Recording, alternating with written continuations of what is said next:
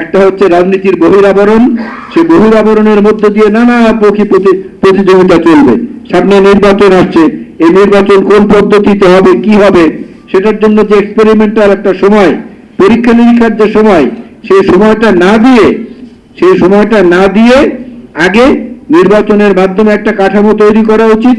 সেই কাঠামোগতভাবে যেখানে লেখা থাকবে যে হ্যাঁ, যারাই দায়িত্বে আসুক তারা পরবর্তীতে এই পদ্ধতিগুলো নিয়ে পরীক্ষা নিরীক্ষা করে গ্রহণ করতে পারেন। এরকমটা হলে পরে কিন্তু কুয়াশাটা অনেক অংশে কেটে যায়।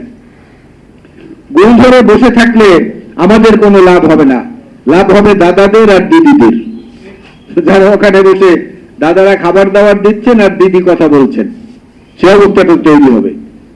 বাংলা ভাষায় কথা বললেই পুশিং করে দেওয়া হচ্ছে। বাংলা ভাষাভাষীদেরকে সুরাট থেকে গ্রেফতার করে, গুজরাট থেকে গ্রেফতার করে, দিল্লি থেকে গ্রেফতার করে এনে বাংলাদেশে দূর করে পাঠিয়ে দেয়। যেটার বিপক্ষে মমতা ব্যানার্জি পর্যন্ত কথা বলছেন, পশ্চিমবঙ্গের মুখ্যমন্ত্রী, অথচ আমাদের মধ্যে অনেকে বলছেন না, বলতে ইতস্তত করছেন। এই জায়গাগুলো তো ঐক্যের দরকার সবার আগে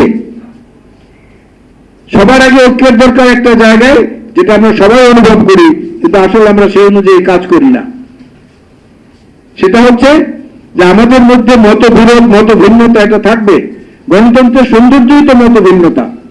মতভিন্নতা না থাকলে, বিতর্ক না থাকলে সে সমাজটা তো মৃত সমাজ, একটা মরা সমাজ। কবরস্থানে যেমন কোনো কবরবাসী কথা বলতে পারে না, বিতর্কবিহীন সমাজের সাথে সেইভাবে কেউ কথা বলতে পারে না। সুতরাং বিতর্ক থাকবে, বিতর্কটাই হচ্ছে গণতন্ত্রের সৌন্দর্য। কিন্তু সেই বিতর্ক যেন জাতীয় স্বার্থে আঘাত না করে। জাতীয় স্বার্থে বা জাতীয় পর্যায়ে এখন যেটা সবার আগে দরকার, ফ্যাসিবাদের পুনর্বাসন যেন কোনো রকমে এখানে হতে না পারে, সেই ব্যাপারে অন্তত নিজেদের মধ্যে নিজেদের দৃঢ় প্রতিজ্ঞ থাকা। সেই জায়গাটা বোধহয় আমার জানা মতে এখন পর্যন্ত সব রাজনৈতিক দলগুলো আছে।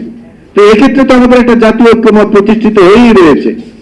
বাকি জিনিসগুলো আস্তে আস্তে যতটা এগোনো সম্ভব, সবার আন্তরিকতা আছে, সবাই আমরা চেষ্টা করছি।